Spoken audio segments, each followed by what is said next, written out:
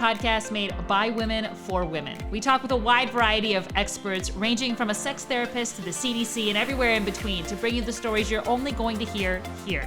Our goal is to entertain and educate, because it's more clear now than ever just how much we as women are doing, as parents, as spouses, employees, just as everything. Don't miss out on being in the know. Subscribe to Soul Source wherever you listen to podcasts today. Leave us a review too, because this part's really important. When you leave those reviews, that's how we're able to continue bringing you the content you love each and every week. So buckle up, Soul Source Society, because we're about to get started. Take advantage of utilizing mental health resources. So seeing a therapist, seeing a psychiatrist, taking prescription medication that helps you with your mental health issues is extremely important, and is actually looked upon usually favorably by a court. Though not often talked about, a common reason couples contemplate or move forward with divorce is because one or both partners live with a mental health issue. It makes an already tough situation even more challenging. Joining us today is Lisa Zeiderman, a managing partner at Miller Zeiderman, a family law practice. She's talking about the evolution of the role mental health has played in divorce cases, and she has advice for those who are thinking about divorce. So welcome to the show, Lisa Zeiderman. I'm so excited to have you here today and to talk more with you about divorce and specifically mental health. Thank you for joining us. Thanks so much for having me. Very excited to be here today with you. As I had mentioned previously, it seems like mental health issues and challenges are everywhere, but you have specific experience in regards to mental health in the realm of divorce. Can you talk a little bit about that mental health in particular and how that plays a role in divorce? Sure. So it doesn't play a role in every divorce, but in many of the divorce cases that we handle, one or both spouses and or their children may have mental health issues. And so it's important to understand how to deal with those issues during a divorce. One of the ways that people deal with it is to have examinations through forensic psychologists or psychologists to understand during a divorce action and during a custody dispute who is in the better position to be a primary caregiver of the children or to be the custodial parent. And so mental health issues may play a part in that. I can only imagine, when I think about divorce, it's so complex and so multifaceted. I mean, you're talking about families and loved ones, and there's so much turmoil perhaps going on. And then you think about mental health, and those, just like any other affliction, those suffering from mental health should be seeking treatment or resources to help them.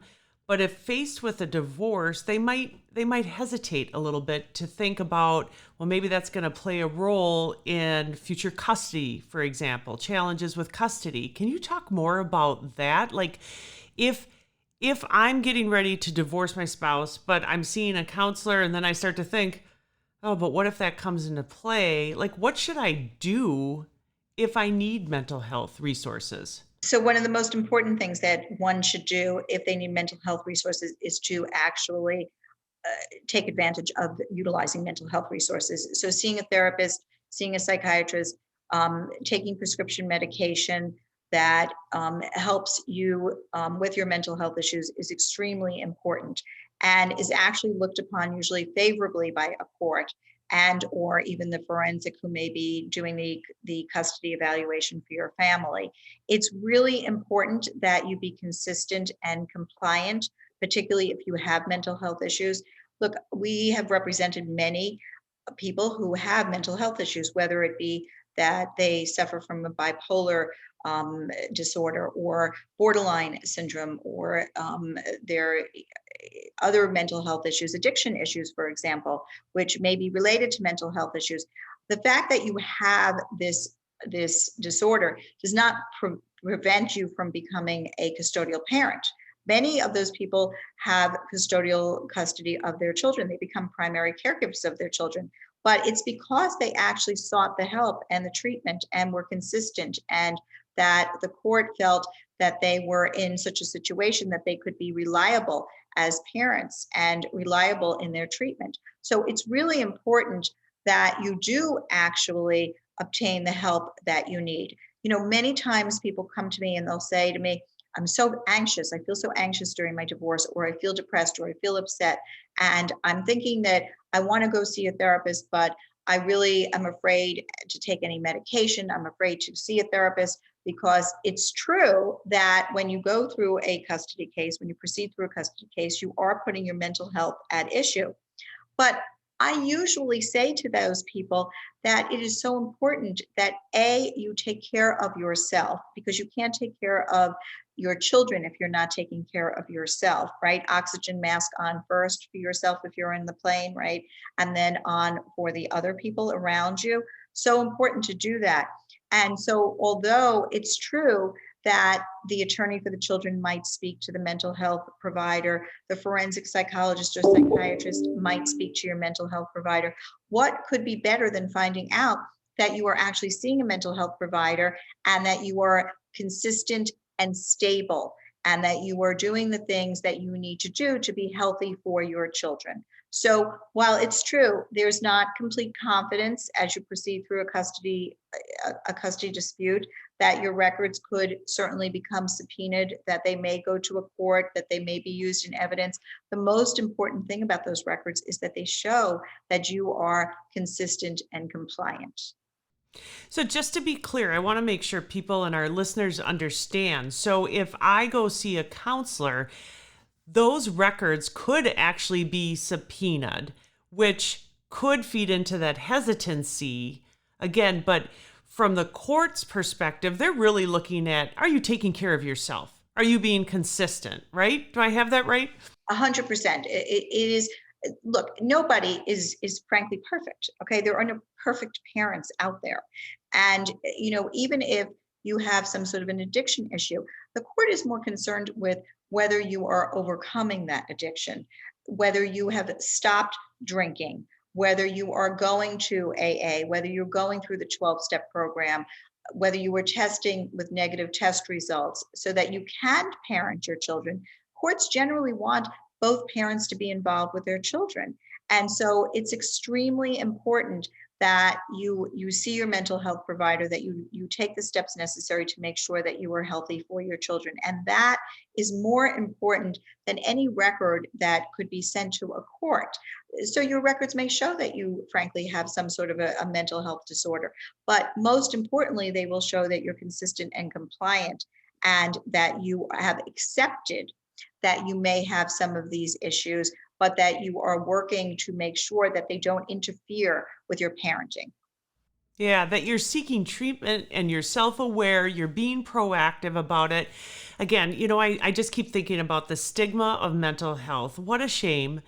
I certainly don't want anyone to walk away from today's podcast thinking, well, I'm not going to seek help because that information could be subpoenaed. That's not your thoughts are not necessarily what somebody's looking at from the courts. It's your consistency, that you're self-aware, that you know you have an issue, an addiction, whatever it is, and that you're taking care of yourself. That's 100% true. And nobody should be hesitant. No one should be hesitant about going to their mental health provider, because that is going to be hugely beneficial in any custody evaluation. The fact that you are accepting and that you understand what your mental health issues are, and that you are working towards resolving them, and that you can parent safely, that's what the court actually cares about.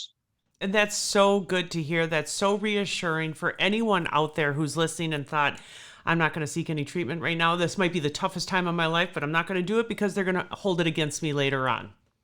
The other thing is that your mental health provider may help you co-parent with someone who may be more difficult to co-parent with.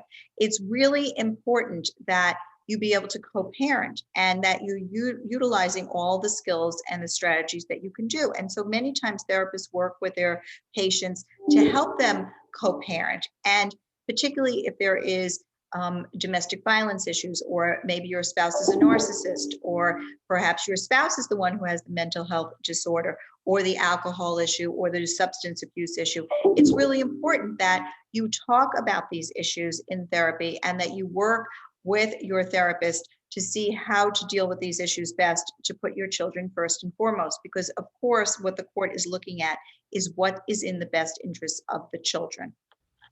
I love that. That's great advice, to have a therapist walk alongside and help you through that process, and your family, your children. Oh my gosh, that would be the best possible case scenario. So talk a little bit about, I know I had referenced in your in the information I found on your bio, talk about some of the personality disorders. If like what are common personality disorders that maybe you run across in your work as a divorce attorney, or what's common, and along with that, what should a person be looking for in signs or symptoms? So when you're saying what should a person be looking for, I think the question is, are you looking for that before you actually marry this person or not, right? So there's various signs and symptoms that people can look for. But I think that for the most part, when people come to us, they're already in their marriage, unless they're Right. coming to us for a prenuptial agreement. But so things that certainly you want to look for is some sort of manic behavior. So manic behavior in spending, in speech pattern, in how the thought process, not actually being able to sleep. So some of those things may be signs of some sort of a disorder. People need, for example, a lot of sleep. Believe it or not, Yeah. sleep is one of the Yeah. most important things. And so when we see people who are not sleeping, who are getting up at 4:30 in the morning, and I have text messages from them already, but they were already text messengering me at 2:30 in the morning. That's not a Yeah. good sign, right? So manic spending is another sign. And some of these may be signs, for example, sometimes we see that these are signs of a bipolar disorder. And so the highs and lows that someone may actually experience, the highs, that manic feeling of being able to do everything and being on the go and speaking very rapidly, that may be manic. And then there is the other side of that, which may be depression, where you literally can't get out of bed to parent your children. We also see that. Um, those are those are disorders that can be treated, and very often are treated. And our clients will go see a therapist and a psychiatrist, and or their spouses will, and there are medications to take for for those disorders, and they are usually very, very good, actually, and people are able to parent. There are also there is the other personality disorder, which is borderline personality disorder, which is a little bit more difficult. And we see that sometimes where everything is very black and white. You may have had, for example, you may have experienced a spouse who was really for you, who was attached to you, who, everything you did was great. And now you want to leave the marriage, and that person has a totally different feeling. You have become the absolute enemy, because for borderline personality disorders, everything is very black and white with no gray. Those are usually more difficult. And in some cases, we have seen people who have those disorders who accuse the other parent of very heinous actions, such as rape or sexual assault of children. They are very difficult, and sometimes those are very difficult custody disputes that result in trials. And medication is not always the answer or a resolution for that. And so those tend to be more difficult cases. There is, and I've written about this, the narcissistic personality disorder, and sometimes there are just traits of narcissism, but that very charming person who you're married to, who can charm everyone, who isn't necessarily truthful and may become abusive at different points when they feel that you are no longer with them on their team, essentially, and everything really revolves around them. That is something that I think people find very scary in terms of going through a divorce. They feel like that person is someone that they have to be fearful of litigating against, because they just feel like they cannot prevail. I don't think that's true, by the way. I think that We've had lots of cases where we represent a spouse who is um, married to a narcissist, and that spouse who we represent does very well, frankly, in their divorce. But I think that, and a therapist once told me this, that the reason being is that my experience of them may be very different than their spouse's experience of the Sure. narcissist, right? So I just deal with them differently. And because I don't have those years of experience of having dealt with that person. But that person may have lied on their tax returns. They may have girlfriends or boyfriends. There are various signs and symptoms of all of this. And so, but most importantly, they put themselves first and foremost before putting their spouse and their children, usually, because the world revolves around them. So those are examples of some of the disorders that we face. We deal with a lot of addiction issues too. I was going to ask about that. Yeah. And when you say addiction, is it alcohol? Is it drugs? Is it all of the above? It's all of the above, and it may in some cases be within the same case. It may be alcohol and drugs, because Okay. and sometimes a person gives up alcohol but then moves on to drugs, or vice versa. So that is something that is very difficult, because you have to be careful for your children that that person is not driving with your children or in charge of your children when they are intoxicated or under the influence.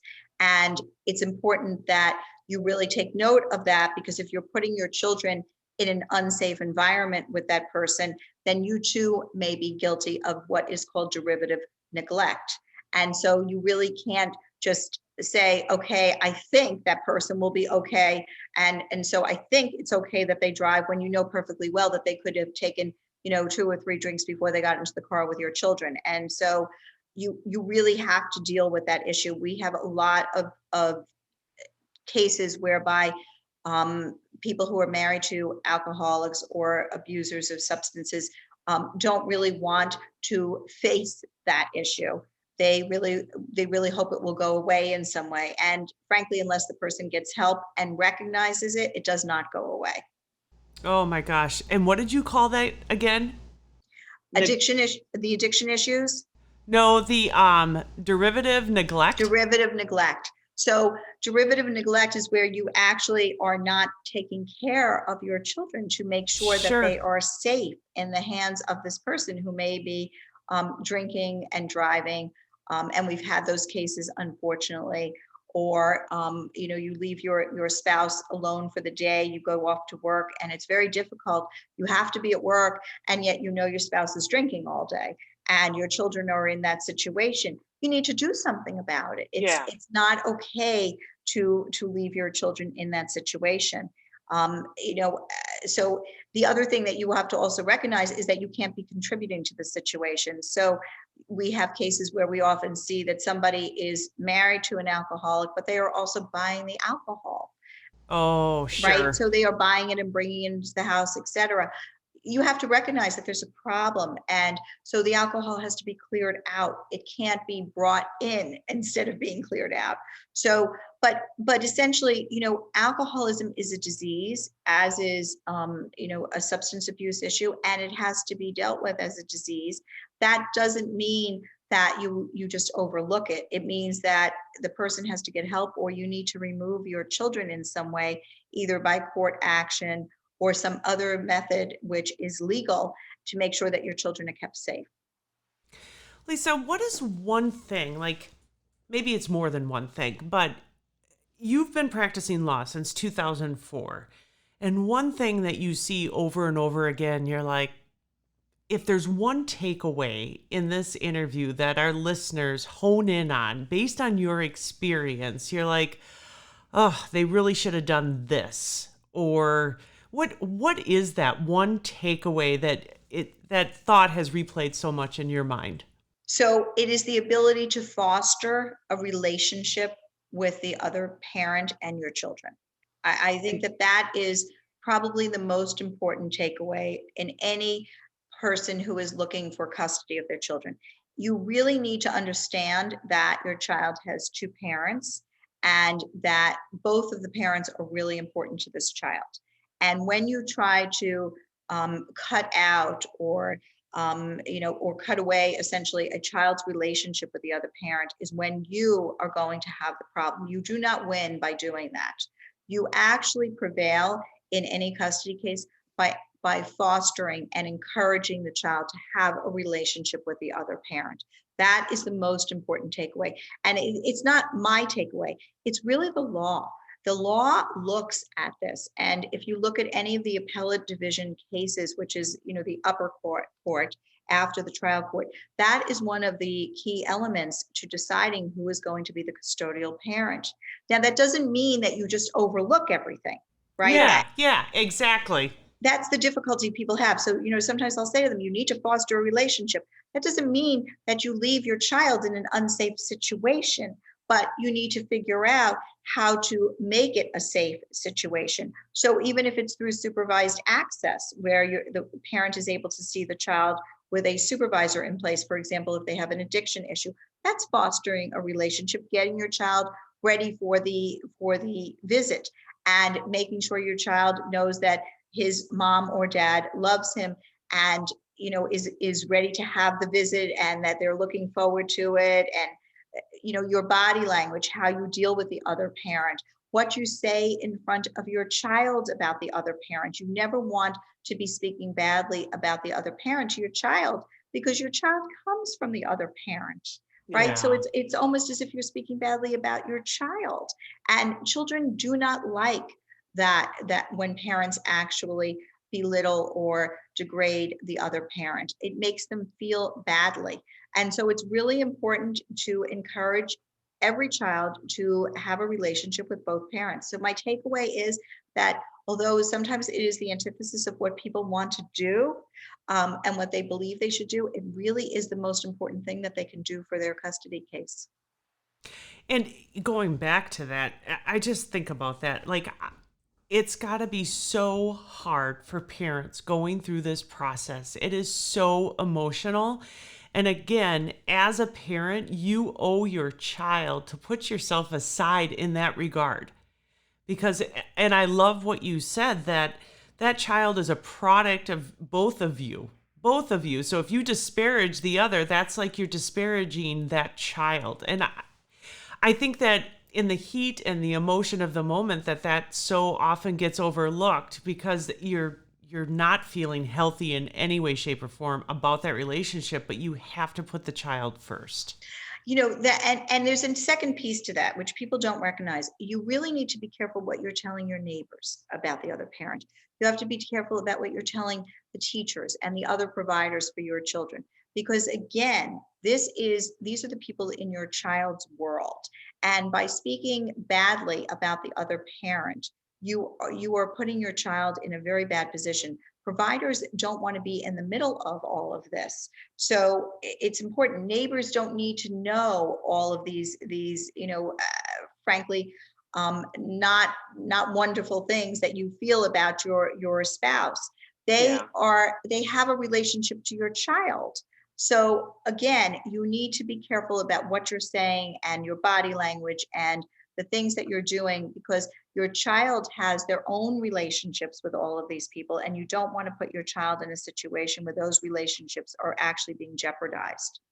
Yeah, that's a really, really good point. And it just goes back to putting the child first and being really thoughtful. Like if the child is at the center and focus of your relationship, that has to continue that way for that child's growing up and development and mental health in the future. Exactly. Oh my gosh. Any other piece of advice for our listeners today? Let's put forth the case that I'm married to somebody who I suspect might have a drinking problem. Like, what do I do when it comes time? Like, I think people mostly think about, I need an attorney. It's one of the front runners. What should I be looking for in an attorney if I'm in that type of situation? So someone who has some experience with addiction issues is usually a good idea if you're in that type of situation. Someone who is not going to tell you to sweep it under the rug, and someone who is familiar with some of the things that you need to be looking for and be doing in a case like this. So, you might need alcohol testing to be part of a regimen to make sure your child is safe. Does the attorney know about alcohol testing? What are the choices in terms of alcohol testing? What type of evaluations need to be conducted? You need to find somebody who is knowledgeable about those issues. And Thank you. if you're an alcoholic, you need to also be honest about that with your attorney, because you're going to this attorney to get advice. Your attorney needs to know what is happening in order to give the critical advice that you need to get. Now, I suspect if I suffer from an addiction like that, though, that's hard to admit. I haven't even admitted that to my spouse, other friends, and now I'm going to walk into an attorney's office. We're looking at divorce. Like, do people really admit that with their attorney? Sometimes they do. Sometimes they do. I might say to them, for example, how often are you drinking? And they may tell me, well, I usually have, 3 or 4 drinks a night. Well, 3 or 4 drinks is a lot of drinks a night. And I might say, that seems like a lot. That seems like too much. Yeah. Could you not drink during this divorce? And somebody might say to me, no, why would I do that? And that is, for me, an alarm bell that goes off. And I think to myself, well, maybe we have an issue. And I might then probe. So again, you need to go to somebody who is experienced, and you need to be honest. So, I'll also say, if somebody is telling me they have 3 or 4 drinks, they may be really having 5 or 6 drinks, right? Because that tends to be what the issue is here. Yeah. So these are questions that I might ask people. Are you drinking alone? Is this once in a while that you're going out and just having a good time? I mean, it's not that you can't ever drink, but it's how often and for what reason and how much. Are you missing work because of it? Is your spouse accusing you of drinking too much? That's something that people often will tell me, and then I will ask about it. So they might not say to me, I have an alcohol issue, but they may say, my spouse thinks I have an alcohol issue. Well, that's a Interesting. problem, right? Yeah. Yeah. That's the first sign to me that maybe there's an alcohol issue, and I might probe. Yeah. Yeah. Oh, the complexity of it, though. I can't imagine being in your position and working with all the different clients and all these different scenarios and situations. Any other piece of advice for our listeners today, if they're sitting at home and they're listening to this podcast, anything else that comes to mind that I want to make sure that we get across in today's session? So in terms of custody, as I said, putting your children first and foremost, that's the most important thing. There is, of course, the other side of this, which we deal with, which is the financial end of divorce, Sure. which we might end up doing at a different time.